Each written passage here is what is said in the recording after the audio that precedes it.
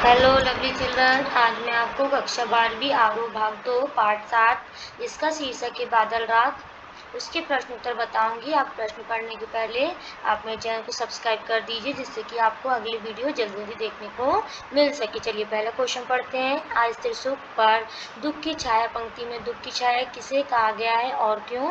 तो उत्तर देखते हैं। कवि ने समाज में पूंजीपतियों द्वारा किए गए अत्याचारों तथा शोषण को दुख की छाया बताया है। इस शोषण का शिकार प्रायः मजबूर तथा कमजोर वर्ग होते हैं। उनके पास सुख नाम कर मात्र के हैं, इसलिए कवि ने उनके सुख को अस्थिर बताया है। यह सुख कुछ पल के लिए भी नहीं रुक पाता है, क्योंकि शोषण तथा अत्याचार इन वर्ग के लोगों को जीने नहीं देते हैं। शोषण के कारण गरीब और गरीब होता जा रहा है। यहाँ पर दूसरा प्रश्न देखते हैं। आसनिपात से स्थापित उन्नत सत सत वीर पंक्ति में किसकी ओर संकेत किया गया है? उत्तर देखते हैं। इस पंक्ति के माध्यम से कवि ने दो लोगों की ओर संकेत किया है। प्रथम में कवि उस पूंजीपति वर्ग को संबोधित कर रहा है जो किसानों मजदूरों का शोषण करते हैं। उन्हें इस बात का अहंकार रहता है कि उनका कोई कुछ नहीं बिगाड़ सकता। दूसरे कवि बादल की ओर संकेत करता है। उसके अनुसार बादल क्रांति का आगाज करते हैं। कवि कहता है कि तुम्हारी एक गर्जना से बड़े योद्धा भी हार जाता है, अतः तुम क्रांति के कारण हो। तुम ही समाज में व्यक्त अत्याचारियों का वध कर सकते हो। यहाँ पर तीसरा प्रश्न देखते हैं। रब से छोटे ही है शोभा पाते। पंक्ति में रब से क्या तात्पर्य है? छोटे ही है शोभा पाते, ऐसा क्यों कहा गया है? यहाँ देखते हैं अपन उत्तर।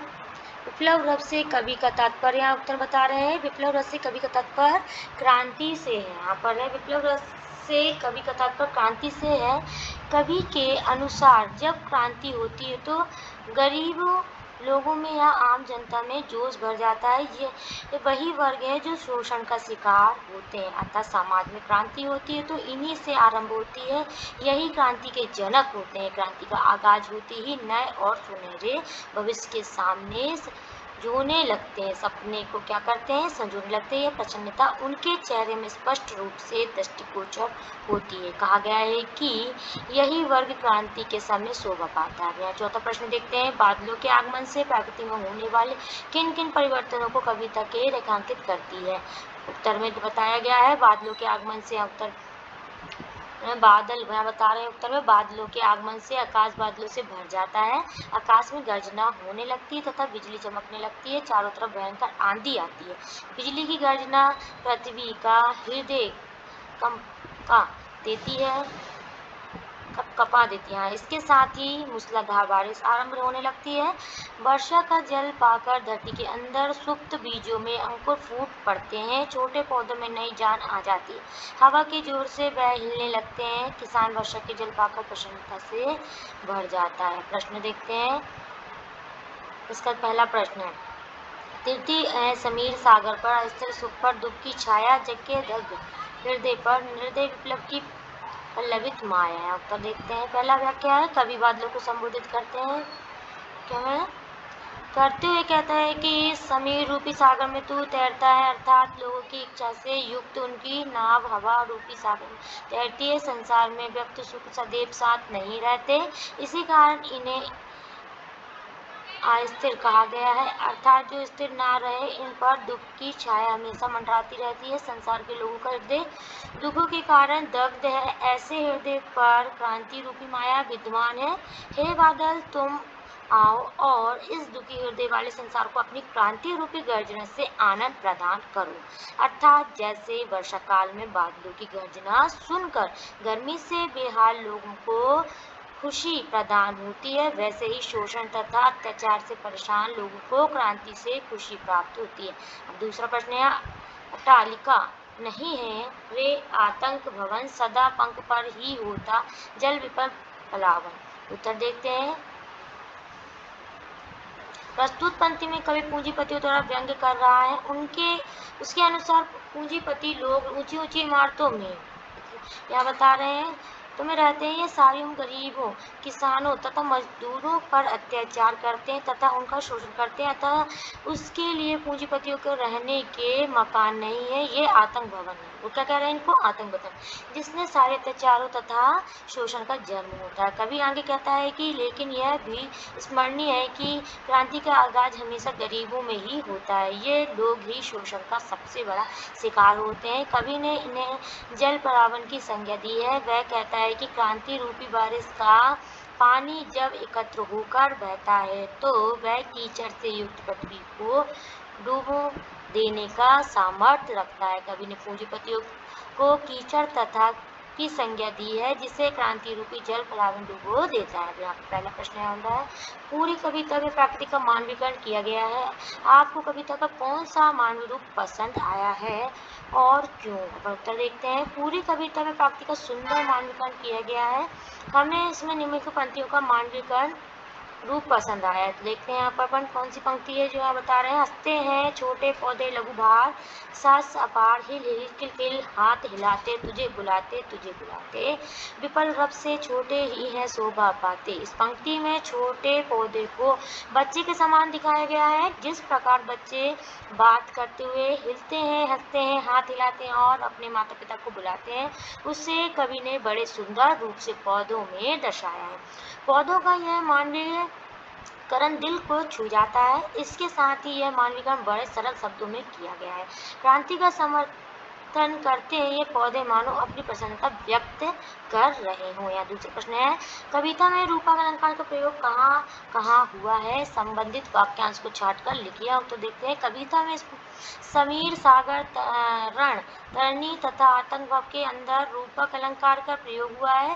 तृतीय है, समीर सागर पर, अस्थिर सुख पर, दुख की छाया, जग के दगत हृदय पर, निर्दय विकल्प की पल्लवित माया, यह तेरी रन तारी भरी आकांक्षाओं से। आप तीसरा प्रश्न देखते हैं, इस कविता में बादल के लिए ए विकल्प के वीर, ए जीवन के परावार जैसे संबोधनों का इस्तेमाल किया गया है। बादल राग की कविता के शेष 5 खंडों में भी कई संबोधनों का इस्तेमाल किया गया है, जैसे अरे वर्षा के हर्ष, मेरे पागल बादल, ए निर्वध, ए छंद, ए उधाम, ए सम्राट, ए विकल्प, ए पलावन। यहाँ बता रहे हैं चंदन, ए उधाम, ए सम्राट, ए विकल्प, ए के पलावन, ए अनंत, के चंचल शिशु सुकुमार। उपयुक्त संबोधनों की व्याख्या करें तथा बताइए कि बादल के लिए इन संबोधनों का क्या औचित्य है। उत्तर देते हैं, निम्नलिखित संबोधनों की व्याख्या इस प्रकार है। अरे वर्षा के हर्ष, बादलों को ऐसा संबोधन दिया गया है क्योंकि बादल वर्ष में एक बार आते हैं। जब आते हैं तो पूरी पृथ्वी को बारिश रूपी सौगात दे जाते हैं। वर्षा का जल पाकर किसान लोग, धरती तथा जीव जंतु सब हर्ष से भर जाते हैं। खान नंबर में बोलते हैं यहाँ पे सेकंड, मेरे पागल बादल। यहाँ बता रहे दूसरा नंबर में, मेरे पागल बादल मत वाले होते हैं, जहाँ मन करता है वहीं बरस जाते हैं। पागल व्यक्ति के समान गर्जना करते हैं, हल्ला मचाते हैं और यहाँ से वहाँ घूमते रहते हैं, इसलिए उन्हें पागल कहा गया है। अब यहाँ पर देखते तीसरा, ए निर्बद्ध बादल बंधन से, यहाँ नंबर में है, से मुक्त होते हैं, इन्हें कोई बंधन में नहीं बांध सकता, जहाँ इनका मन होता है वहाँ जाते हैं और वर्षा करते हैं। अब तीसरा नंबर देखते हैं, स्वतंत्र बादल स्वतंत्र होते हैं, इन्हें कोई कैद में नहीं रख सकता, स्वतंत्रतापूर्वक एक स्थान से दूसरे स्थान पर घूमते रहते हैं। अब यहाँ पर हमें देखते हैं, दाम बादल बहुत पूर्ण तथा प्रचंड होते हैं, वर्षा आने से पूर्व यह आकाश में राम मचा देते हैं, मनुष्य को आकाश में अपने होने की सूचना देते हैं। तेज आंधी तथा तूफान चलने लगता है, मनुष्य इनकी उपस्थिति को नकार नहीं सकता। 4 नंबर में देखते हैं, हे सम्राट, बादल सम्राट है, वे किसी की नहीं सुनते हैं, स्वतंत्रतापूर्वक घूमते हैं, अपनी शक्ति से लोगों को डरा देते हैं, बंधन मुक्त होते हैं, लोगों का पोषण करने वाले हैं, सारे संसार में विचरण करते हैं, उनके इन गुणों के कारण उन्हें सम्राट कहा गया है। 6 नंबर में देखते हैं, हे विप्लव के प्लावन, प्रलयकारी हैं, बादल में ऐसी शक्ति है कि वे चाहे तो प्रलय ला सकते हैं। जब बादल बदल फट जाते हैं तो चारों तरफ हैं, बादल जब फट जाते हैं तो चारों तरफ भयंकर तबाही मच जाती है, इसी कारण उन्हें के पलावन कहा गया है। ये अनंत के चंचल सुकुमार बादल ऐसे सुकुमार शिशु हैं जो सदियों से हमारे साथ हैं, कैसे हैं बादल, ऐसे सुकुमार हैं जो हमारे साथ सदियों से हैं अपने सुंदर सुंदर रूपों से, ये हमें बच्चे के समान जान पड़ते हैं, इनका यह स्वरूप सदियों से चला आ रहा है। अब चौथा प्रश्न देखते हैं, कभी बादलों को किस रूप में देखता है कालिदास ने मेघदूत का काव्य में मेघों को दूत के रूप में देखा है। आप अपना कोई काल्पनिक बिंब दीजिए। तो देखते हैं, मैं बादलों को मित्र के रूप में देखती हूँ। उदासी के क्षणों में बादलों को देखकर ऐसा लगता है मानो कोई मित्र मुझे हंसने के लिए विभिन्न स्वांग रचा रहा है। या पांचवा प्रश्न देखते हैं, कविता को प्रभावी बनाने के लिए कवि विषयों का सयास प्रयोग करता है, जैसे अस्थिर सुख के साथ अस्थिर विशेषण के प्रयोग ने सुख के अर्थ में विशेष प्रभाव पैदा कर दिया है। ऐसे अन्य विशेषणों को कविता से छांटकर लिखे तथा बताइए कि ऐसे शब्दों को पदों के प्रयोग से कविता के अर्थ में क्या विशेष प्रभाव पैदा हुआ है। उत्तर देखते हैं, कविता में निम्नलिखित विशेषणों का प्रयोग किया गया है।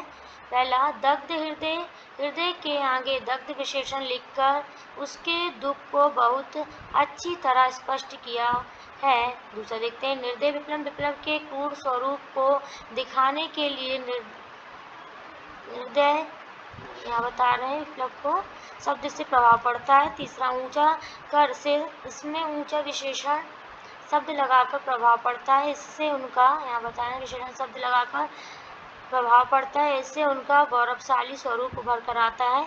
चौथा है, अचल शरीर, शरीर के आगे अचल शब्द लगाकर उसके स्वरूप को स्थायी बताया गया है।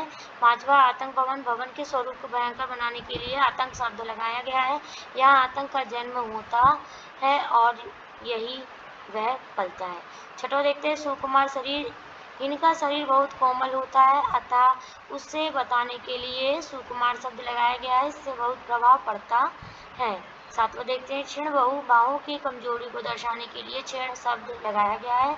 आठवां देखते हैं, क्षीण शरीर, शरीर के कमजोर स्वरूप को दर्शाने के लिए, या क्षीण शरीर, शरीर के कमजोर स्वरूप को दर्शाने के लिए क्षीण शब्द लगाया गया। इस प्रकार से यहाँ के पाठोत्तर के प्रश्न समाप्त होते हैं।